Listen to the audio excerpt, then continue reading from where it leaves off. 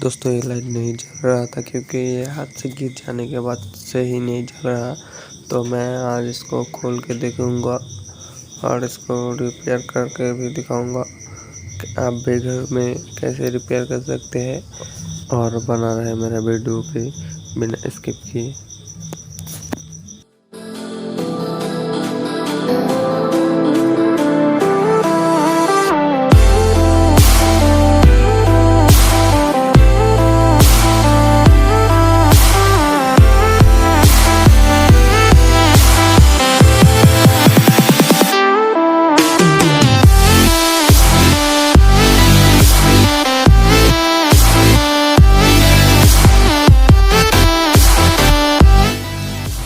तो दोस्तों इस बैटरी को इस तरह ज्वाइन किया हुआ था, तो हम इसको सोल्डरिंग जो आयरन है उसकी मदद से ज्वाइन करके देखेंगे।